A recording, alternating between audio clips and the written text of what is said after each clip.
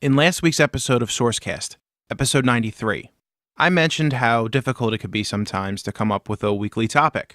And I must have been using my Nostradamus-like abilities because this week, oh boy, through Thursday it was a very slow news week. And on Friday, things started to open up a little bit. There was news that the T-Mobile and Sprint merger, first it was on, then it was off, then it was on, and as of this morning, which is Sunday, it is off again. As I started putting together show notes for that T-Mobile/Sprint merger, I realized that I don't care about this topic. Sprint and T-Mobile have been trying to merge for years, and they can't get their act together. And I said act. I didn't use the other word that I wanted to use. It's occupying a lot of attention in the press, which could go to other more interesting stories that I could thus use to make cool podcasts. So no, I am not going to give T-Mobile and Sprint even more attention. I like that there are 4 choices out there. There's more competition for the consumers. There, I said it. So, congratulations to me and my principals. Now I don't have a topic for the podcast. So I decided to start going back through the news that you can use blog posts, which used to be a regular occurrence on this podcast, highlighting any article that I thought was interesting. As I read back through the last few months of news that you can use blog posts, I saw a trail of breadcrumbs that I did not intentionally mean to leave for myself. I found a series of articles, most of them from Fast Company, covering an arc of career opportunity, starting from the interviewing process and ending with not getting a job. So when I strung all of these posts together, it told an interesting story. So this week, I'm giving you some career advice. I'm Joey Lombardi, and this is SourceCast episode 94.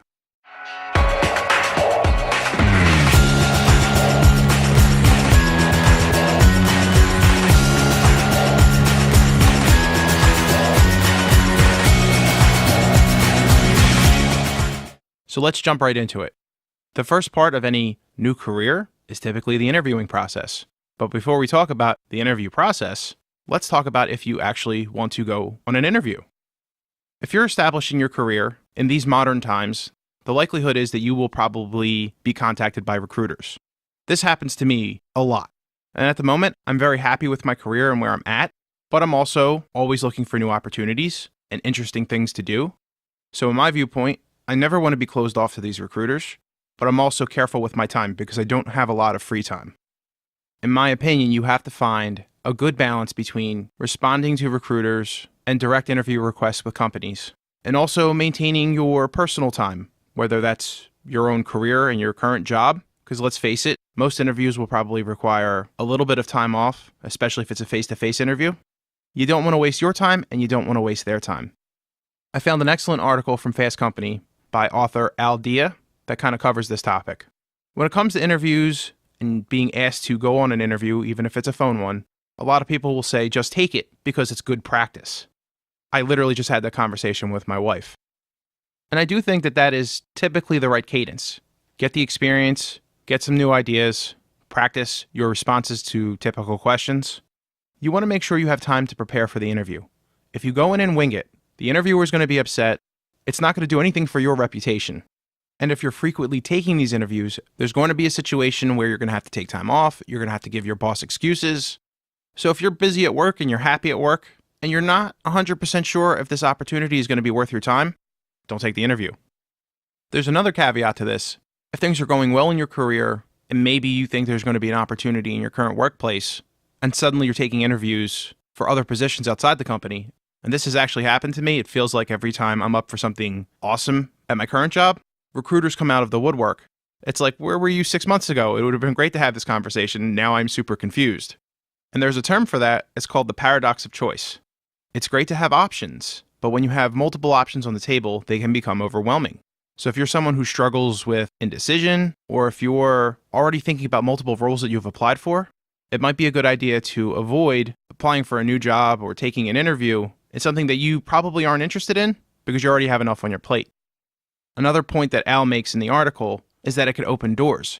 If there's a recruiter, especially a recruiter that is specialized in something that I do, I usually want to make contact with that person and be on good terms with them, not for now, but for the future.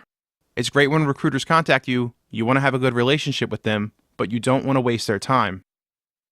But let's say you take the interview and you're really excited about it, and then you run into a situation where some executive or some hiring manager decides to be creative.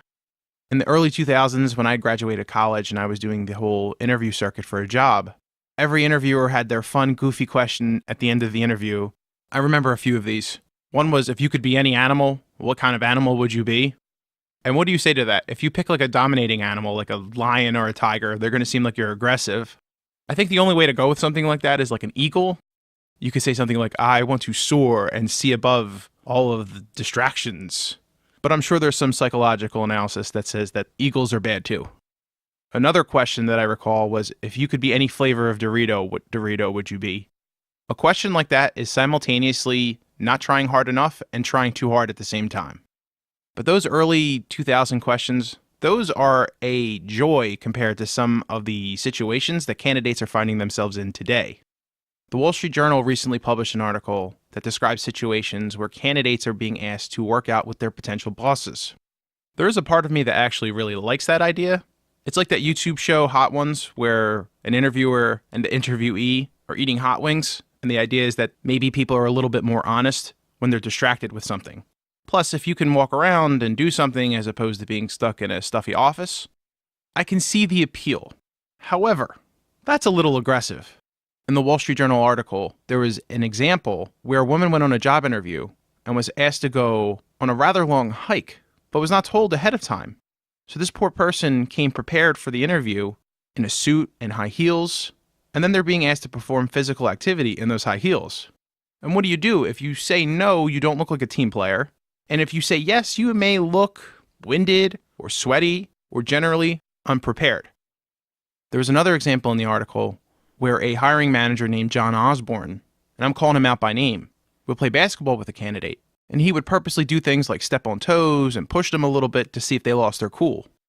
And that one got under my skin a little bit because that guy's taking some liberties with people. They're not just throwing free throws out there. He's checking and stepping on feet. And of course the candidate's not going to blow up at them.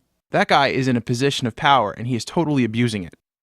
But these creative job interviews, they're not always physical. Some of them are psychological. Another article from Fast Company by Anissa Horton details situations where hiring managers or CEOs of companies will deploy extreme tactics to determine whether or not a potential candidate is loyal and dedicated to the job. One CEO, Don Mail, asked candidates if they would leave their families at Disneyland to do something that was really important to the company, and he uses that to determine an applicant's work ethic. I understand that line of questioning. There was a period of time where I was on call for 4 or 5 years, and I got called constantly. A company culture that is constantly expecting you to respond to things, that's a warning sign. And for me, you also have to have some degree of boundaries. Because if not, I'll be in front of the computer or the smartphone responding to issues day and night. That's just my personality. I guess what I'm trying to say is, it's okay for me to set that 24/7 expectation for myself. But when the company sets that expectation, there's an element of danger and malice to it. These extreme interviewing techniques, there are potential legal ramifications to them.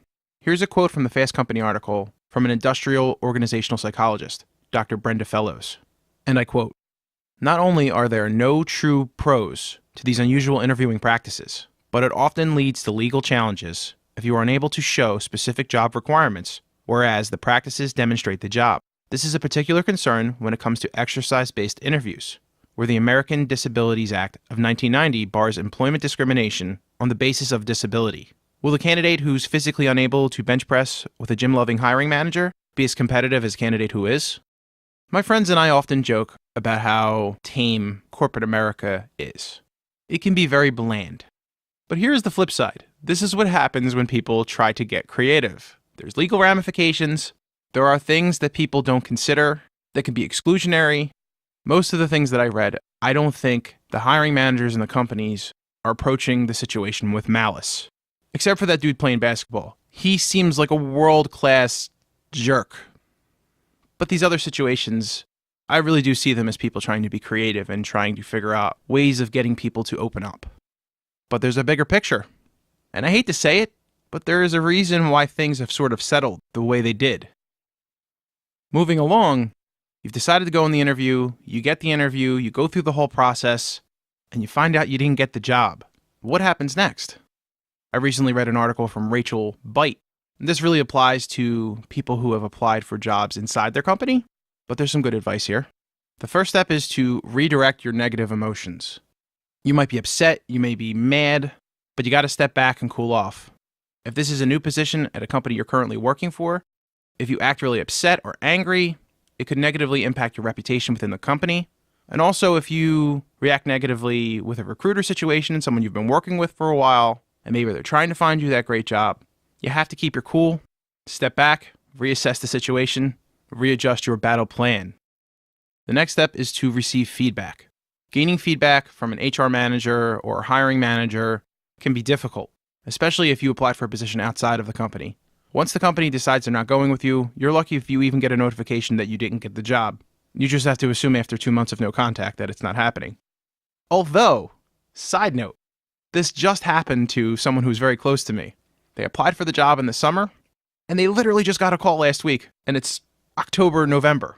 So you never know when HR is going to flip a switch and reach out, which also has its own issues because it's 4 or 5 months later and you don't think the person's moved on. If they're applying for jobs, they probably want a new job right now. But I digress. Try to solicit feedback. Try to get working information to improve yourself. And then you have to figure out your next steps. Is this a situation where there truly was a better candidate, or were you the victim of office politics? You have to do your best to gather information about the situation and why you didn't get the job, whether it was performance related or other internal mechanisms working, so you can formulate the best response and the best decision to move forward. I can't end the podcast on such a dour note, so let's talk about if you get the job. How do you go about making new friends at your new job? According to Monster.com, there are 5 things that you can do. Number 1, put on a happy face. Nobody wants to be friends with somebody who looks grumpy, especially when you just got a new job. Why should you be so angry? Number 2, introduce yourself. Go out of your way to let people know that you're there, that you're new. Number 3, try to find common interests over time. Number 4, pay attention to the responses that you get. Listen to things that people are interested in and then maybe try to find that common thread so you can spark up conversations. Maybe you talk about Game of Thrones. Everybody likes that ice dragon. And finally, remember that there's no rush. And that makes me think of the time where I got my second co-op. I started this new position. I had just replaced this kid that everybody really liked. And here I am after a few weeks. I'm sitting in my cube. My boss was really nice to me, but everybody else that sat around me was very standoffish. It literally took me 3 months to really get a meaningful conversation with any of my cube mates. And that's really a testament to point number 4, pay attention to the responses that you get. Back then, most of the people that I worked with were musicians or played an instrument, and they were all gearheads.